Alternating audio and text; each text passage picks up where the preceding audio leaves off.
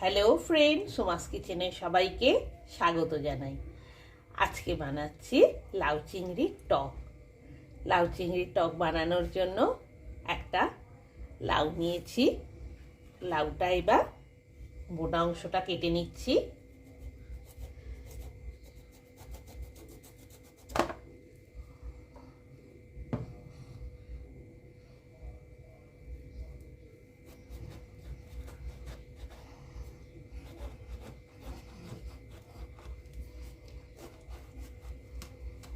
নরম কচি লাউ চিংড়ি মাছ দিয়ে টক খেতে বেশ ভালো লাগে। পুরো লাউটা অর্ধেক করে নিলাম। এবার এই অর্ধেক লাউটা দিয়ে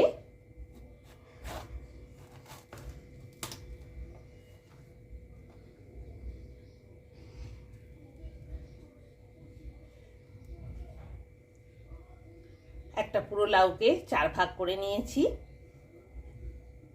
আর একটা ভাগ দিয়ে লাউয়ের এই অংশটা দিয়ে চিংড়ি মাছ দিয়ে লাউয়ের টক বানাবো। লাউ চিংড়ির টক খেতে খুবই ভালো লাগে। দুপুরের লাঞ্চে ভাতের শেষ পাতে লাউ চিংড়ির টক থাকলে জাস্ট জমে যাবে। লাউ চিংড়ির টক বানানোর জন্য 250 গ্রাম চিংড়ি মাছ নিয়েছি। চিংড়ি মাছটা খোসা ছাড়িয়ে ভালো করে ধুয়ে রেখেছি। একটা বাটিতে বেশ কিছুটা পরিমাণ তেঁতুল নিয়েছি। এবার তেঁতুলটাতে জল দিয়ে রাখছি। তেঁতুলে জল দিয়ে ভিজিয়ে রাখছি। এক বাটি জলে তেঁতুলটা ভিজিয়ে রাখলাম। একটা পুরো লাউয়ের 4 ভাগের 1 ভাগ নিয়েছি। খোসা ছাড়িয়ে ছোট সাইজ করে পিস করে নিয়েছি। ওভেন অন করে দিলাম, কড়াই বসিয়ে দিলাম।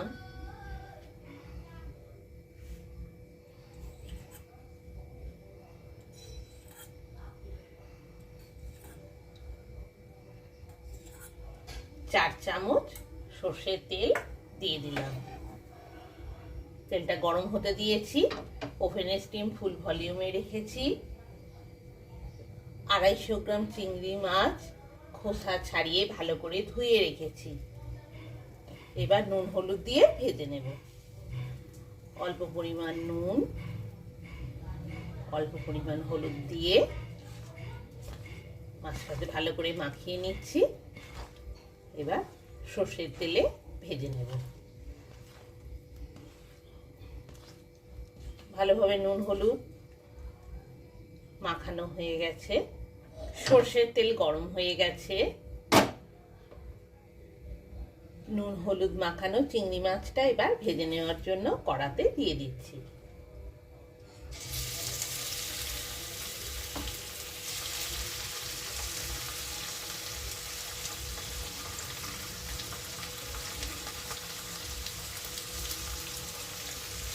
চিংড়ি মাছের একটা সাইড ভাজা হয়ে গেছে, অন্য সাইডটা ভাজার জন্য উল্টে দিচ্ছি।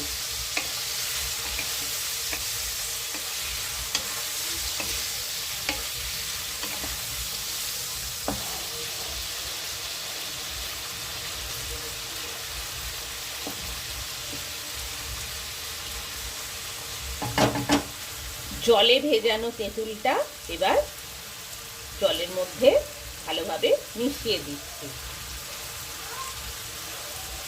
আগে থেকে তেঁতুলটা জলে ভেজানো থাকলে খুব ভালোভাবে তেঁতুলটা জলে গুলে যায়, আর অনেকটা পরিমাণ তেঁতুল জল হয়েও যায়।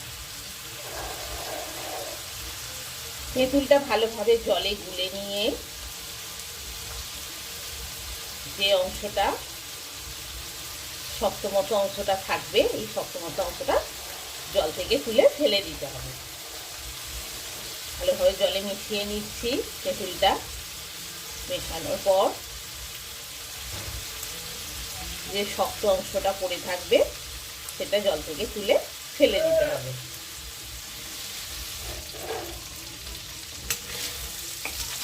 ওভেনের স্টিম ফুল ভলিউমে রেখেছি। আর চিংড়ি মাছের দুটো সাইডই খুব ভালোভাবে ভাজা হয়ে গেছে। এবার ওভেনের স্টিমটা একদম লো ফ্লেমে করে দিলাম, দিয়ে চিংড়ি মাছগুলো তুলে নিচ্ছি।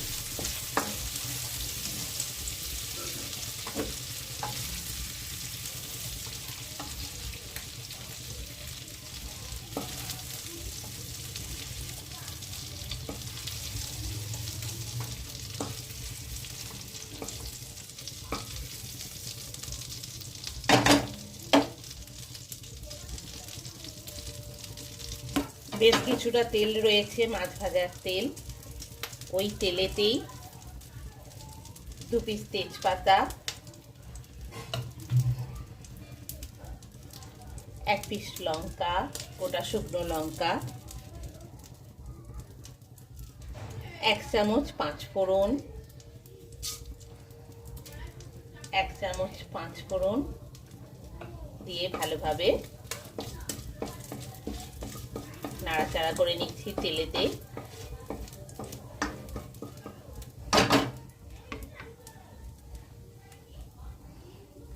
একটা গোটা লাউয়ের 4 ভাগের 1 ভাগ খোসা ছাড়িয়ে ছোট সাইজ করে পিস করে রেখেছি আর ভালো করে ধুয়ে নিয়েছি। এবার 5 ফোড়ন, তেজপাতা আর গোটা লঙ্কা যে ফোড়ন দিয়েছি তার সাথে এই ছোট সাইজ করে কেটে রাখা লাউগুলো ভাজার জন্য দিয়ে দিচ্ছি।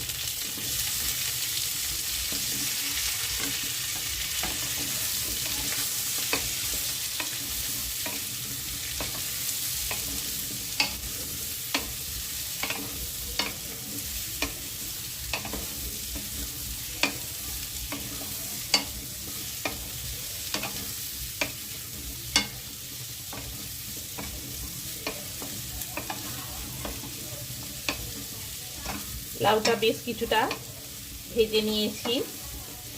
1 চামচ হলুদ গুঁড়ো, 1 চামচ নুন দিয়ে দিচ্ছি, দিয়ে লাউয়ের সাথে ভালো করে মিশিয়ে নিচ্ছি।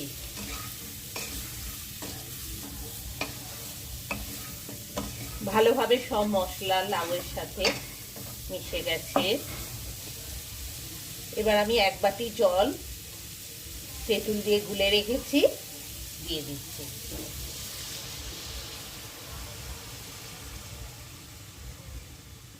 খুব বেশি পরিমাণ জল দেওয়ার দরকার নেই, লাউয়ের মধ্যে অনেক জল থাকে।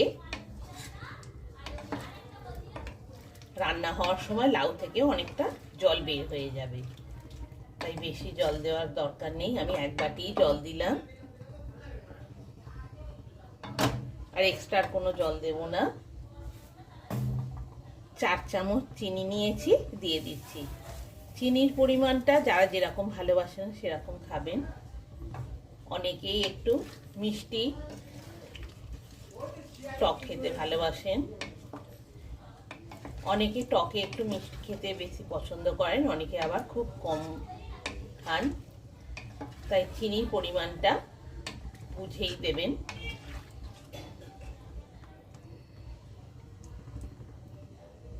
ওভেনের স্টিম একদম লো ফ্লেমে রেখেছি। এবার কড়াইয়ে ঢাকনা দিয়ে মিনিট 5-7 মতো রান্না হতে দেব।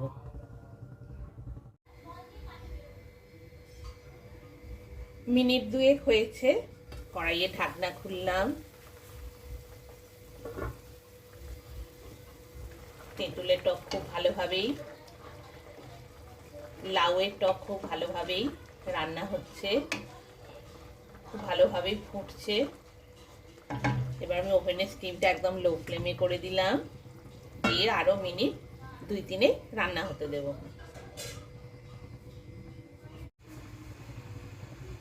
মিনিট 2-3 হয়ে গেছে,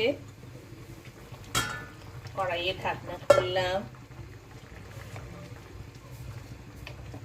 আমার লাউয়ের টক রেডি হয়ে গেছে। নামানোর আগে ভাজা চিংড়ি মাছগুলো দিয়ে দিলাম, দিয়ে ভালোভাবে লাউয়ের সাথে মিশিয়ে দিচ্ছি।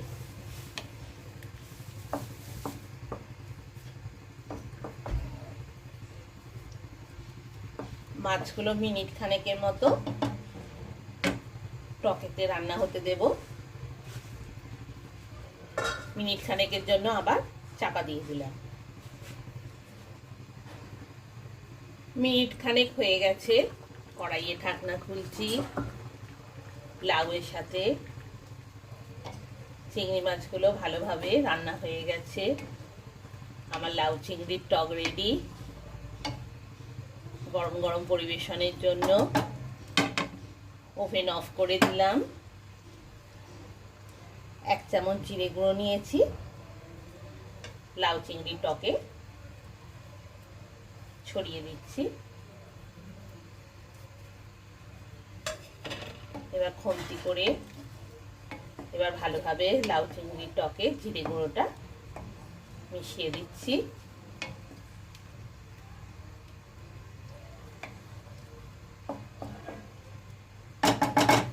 আমার লাউ চিংড়ির টক রেডি গরম গরম পরিবেশনের জন্য।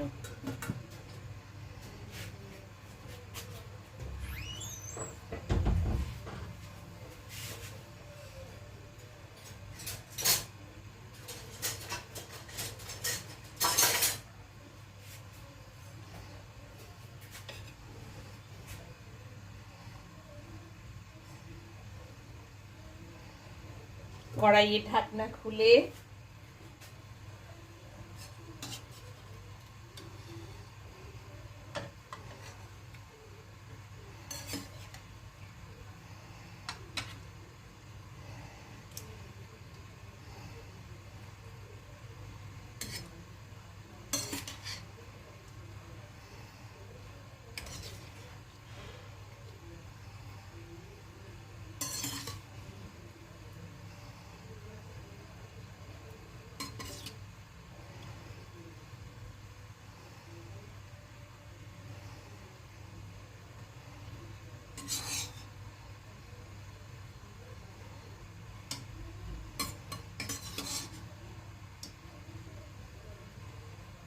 দুপুরের লাঞ্চে ভাতের শেষ পাতে এই লাউ চিংড়ি টক খেতে খুবই ভালো লাগে। তাহলে আর দেরি কেন, আপনারাও বাড়িতে বানিয়ে ফেলুন টেস্টি টেস্টি লাউ চিংড়ি টক।